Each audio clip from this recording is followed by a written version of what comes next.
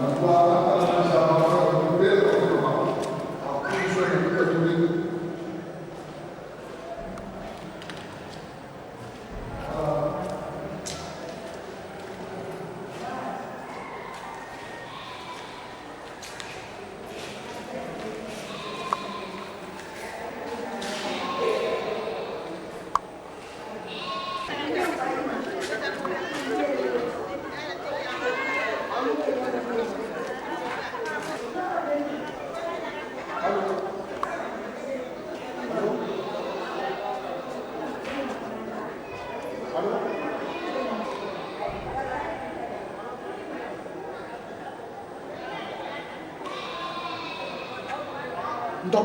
mon attache mon nez qui quoi nous fa nek li ma quoi oh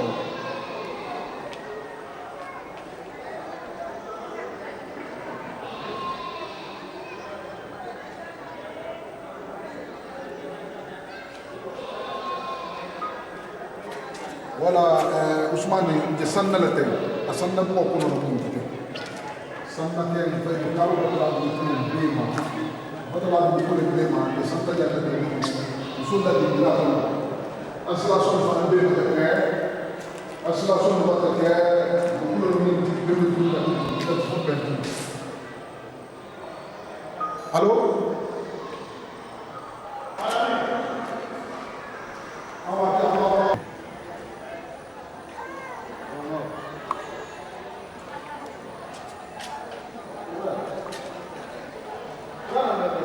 perché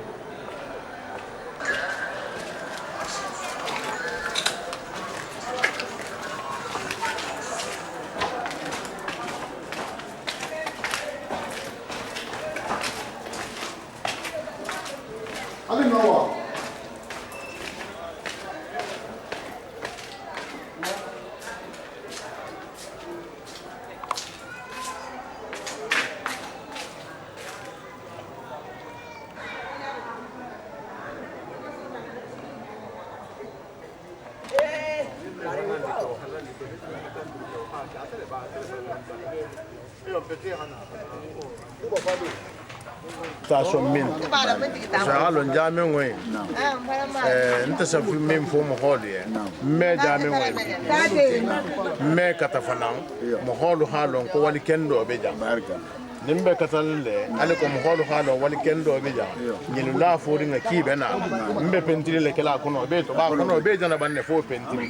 me ne ho ke isa a ko bar ko jame mo fanga ka bata ba ado amam ban soro lo bije wala ha kan te pentile fu yente kala tentem fana to bete mo ni mo honte mo ni alle agata na wonni nta kuma la telela ka fu ko tasi bon jame ngo beten nim min kuma tanina ta la saka isa lo memo ba to kembe jan beri be alsa alo xam min longa to alu be wolle fola ison nin ta la ta Allah sai nin ko mo tegetal c'est pas la peine nta killing hatte galu to bar Allah kuma kan ko mo halala wala ñu honte nta ha fa no abe benda bendi ko mo hana kan te bendi e halon ko mo be ba donc min be bulare ison bi ko la ni nta kata bo site tele la sinin sinigindi ko do hamo ko do bula kana ala saka amma ta kare ma nu sadu kam na be nyaadi halo wole be sushala donc wala hake aldum fana ma ta alifa dole de responsabilité dole be den dal fana na me be mayininka me alko mo dolu sa mayininka le citation de kenya ma ne tsi bon kenya wala musalla organisation ngi namo ata ti babu dugu namo fo kana bula janna namo mbe abe kontonna namo ka mo men lo akola namo même moi la indi silati namo aka mo sile namo parce que adun nintrin jang ta ta dun tajallu me fo ka bula bila ta dun tama na man ka jamen ko neti kon to filin tablu na man ka jamen ko neti ala programme bebe de ndi nela ni bangi ni nabi ko ni nata jang para la hataya asa min jamen da nela ala ko jamen ngi ngaba jamen du je point menna do ke jiso batala ni ka jigi mo ko lo jigo da ko ngoto asa jigo la kamali alhamdulillah rabbil alamin badal ta tontu tasi won jamala fem vend ni ribulo du ñom la jamen ko poursuit arba be haaju jar haaju fana mbata jara parce que mbataje ka men lo ko da ko ngoto o ko to lien ko foni jamen ko banta la sena ko gutamuta adu ngole fana kan ala sago kan nabi sago tasi bon jama sago atabula si ñol la anim bari nga mu me même bébé na menindi bi de jamen ngai fo jusula parce que abata nya bala alu kala saka fana jamen ko bantale même be tourim bi fade wala ma sembo de peinture le jodi solo na noy idi ma bata bang bata fula nyo damuta abe tourim fulole ma bo fana kan ni bo bata bang na peinture ala ko na so la parce que vangalo ko wala décider ko men lo da ko to amman ko gutamuta ko jamen ko ni jang wala ma le formation le ndumbe ati o sena men la karfo kan asina wala kan bata ngal be sewa bumbale labi nim mem malala idi kana jamen wala saka ya kono na banto to la saka adum fa o man tini bante bun kono ay banto tole duna be nya bala mo na tabi jame o do dam ta taynya parce que dam ta le khatolo bar jame o do ko baru dam tabi parce que jame o je poem mena ko jusula ani jusula ala sago nabi sago o dingira wala mo nimbara sinu fo ngadan ngakku harfo dum kebabu ala masala lamadi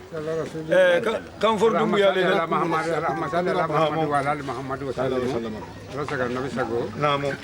ima jama sago namo fa jami'o namo wakilintan namo to be walila namo ante wala ko tasi bon jiro na jami'o namo ante wala namo ko dingira kilin wa jami'o mo bele ta namo jami'o khata nga walu damu talungo menna namo khata kumo futa lumena khata damu tawulungo makana na jibi mento namo umin tambitato namo khasiya namo alhamdulillah rabbil alamin namo bari jami'o mbaro ala fanga la khabara de namo ko fini bulata ni mo bulata nyokon ko sumo lu Kenya la ni hada madinya Kenya kamano izata jamin ko anta tenno namo bari ala ka kumin tobe namo ase tobe na akala mo ko min tobe namo ase wuro fanan lo namo ada ku la king ko mayenge namo ala saka nawi saka namo jama saka namo iko bite namo alhamdulillah rabbil alamin ngana mo ko do je jambi fana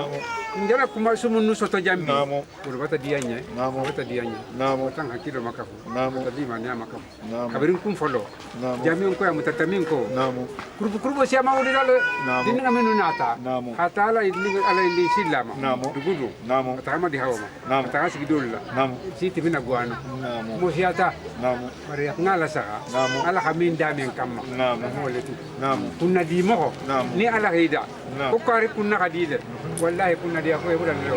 ko sirimi bato anrimi bato kumi bato nata jami ko ino ta tere bato namo bari nga fa len loxoy lundo loxo karambaye nka en kanu kan itulo lo mo kala ibida kuntanya kam minnu fala minnu wo fala kun mo kuntanga leti mo kuntanga na bala kuntanya kumola kana bulan no nofe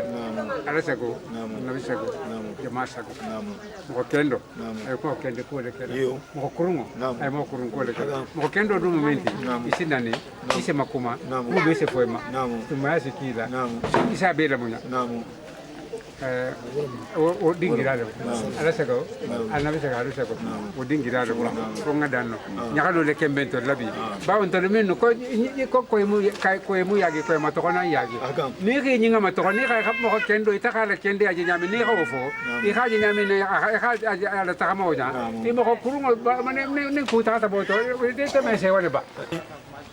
Jarabe konton na tasibon alifale be konton na erambula mission minna ni haja ma ka fadi on ale mala min dan soko ani la jamalu ina ni la limbalu ani bita musul faida bata kura tasumo ala kiti tamina ubata ke odi ngira wala fo sewo fo ngali mo wala mo salam bani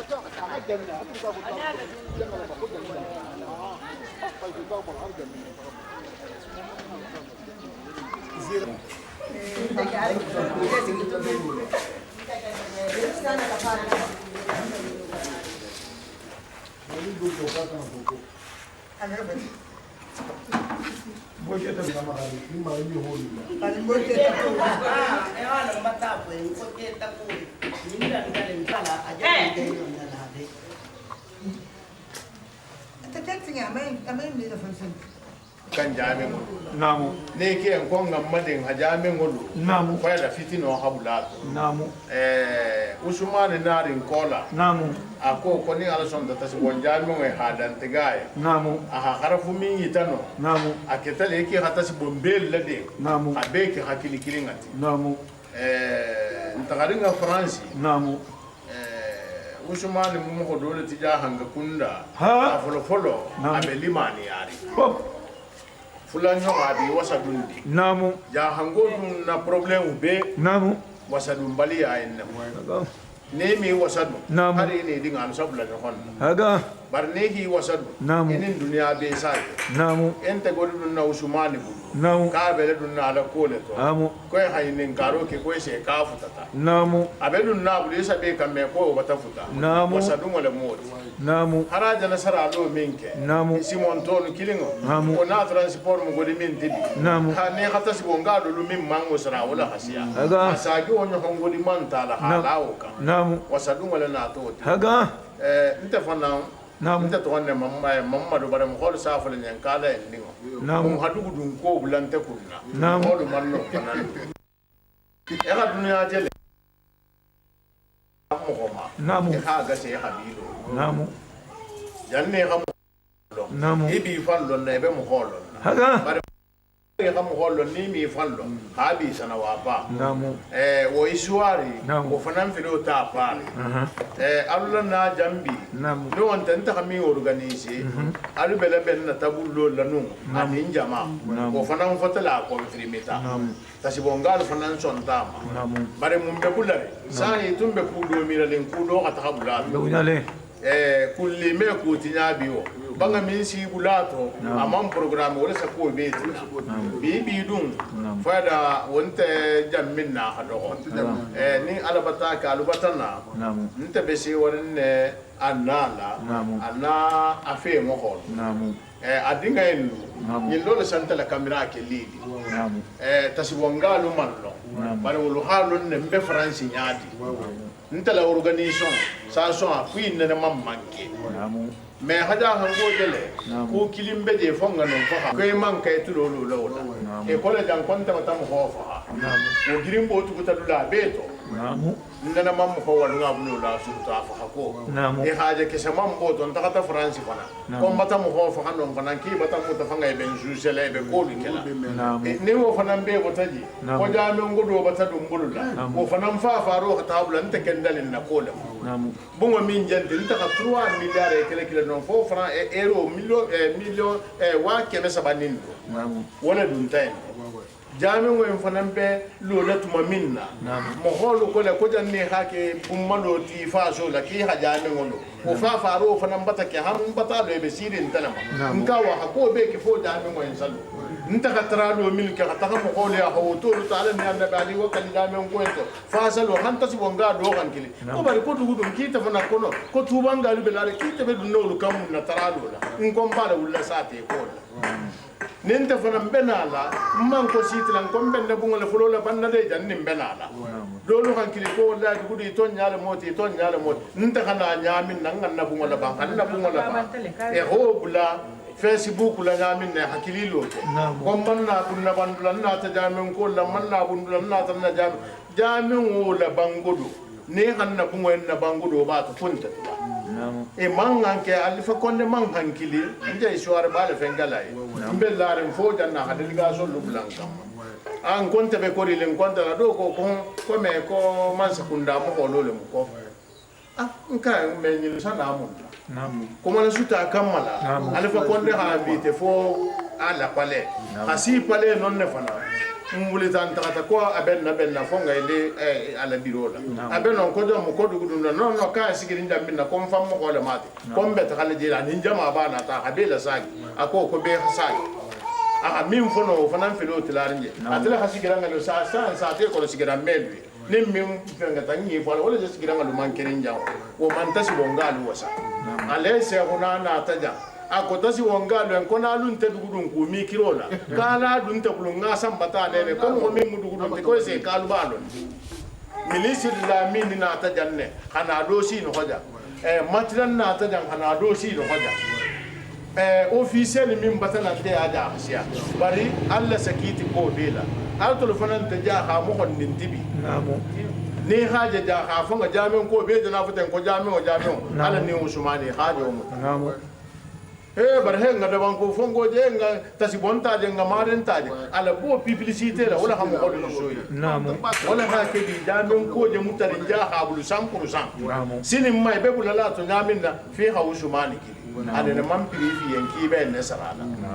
ni o bata delegation lugula ana nare mfoja mfana mbeta kan dalo ko to na badin ta fana ni groupe ko tale beta kala alwilin ta groupe mi sallahu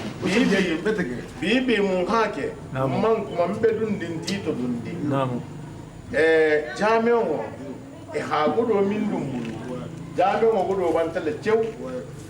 abandingo nki yentela ha godo ta ha tu France nko ali kon kana na godo beti nin godo manketa alun sa godo lana ali ko godo kan ka kasara abandinga nyamin na birin ko nyana ko godo banta ko be hayle siti kan ko ham fafa namu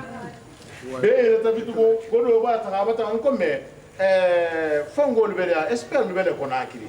hari hita le na ti la lobu ngoy masai isa no calculer kala khafo ko en honne dum ta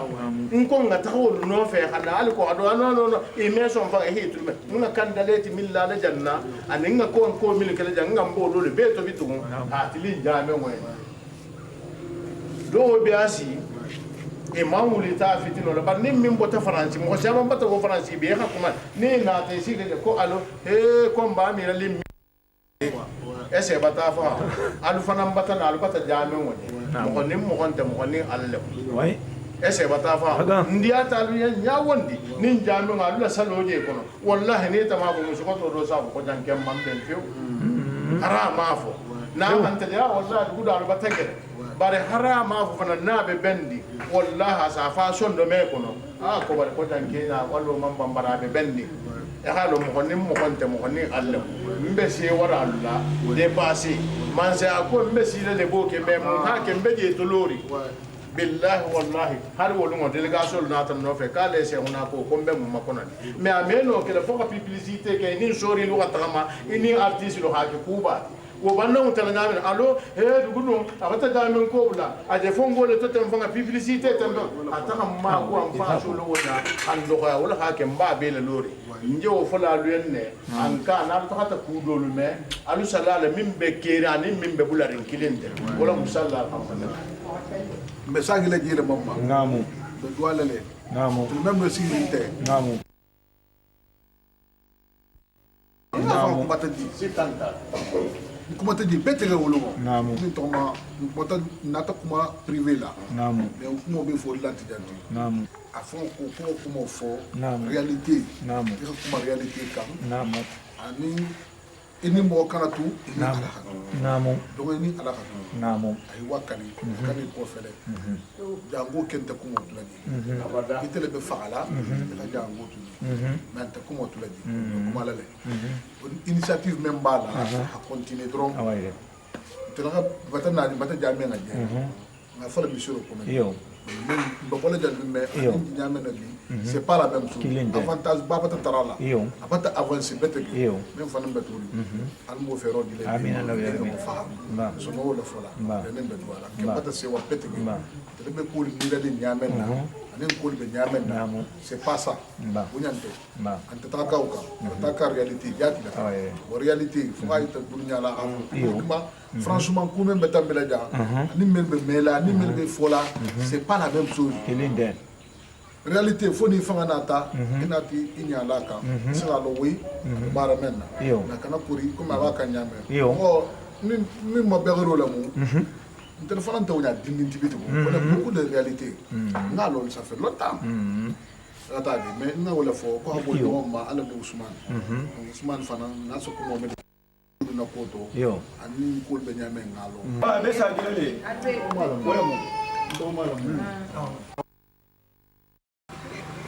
ko dia ti nyawuna ya munna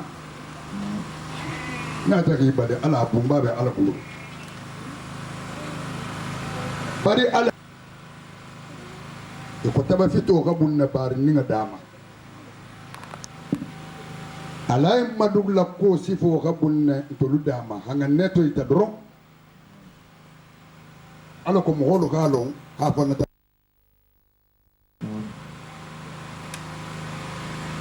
ni wonte haja sise dingo a fulanga mansia bari nak mo folo sa fo musuliye ka fata din kurun soto ma din kurun soto mo ngai boliti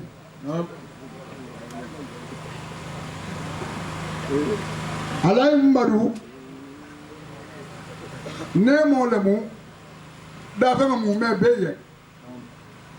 ba ne wula kono mo ko ni da du ko sa yi to lo kan ne mo min so ta la lu mo ko sa ki to lo mo festo mo holu be ko men jere la hero ni min de yiti silante hero bulu hero se bo nyaaga la silo le la hero se bo nyaaga la silo le la silante hero bulu de ase bo nyaaga la silo le la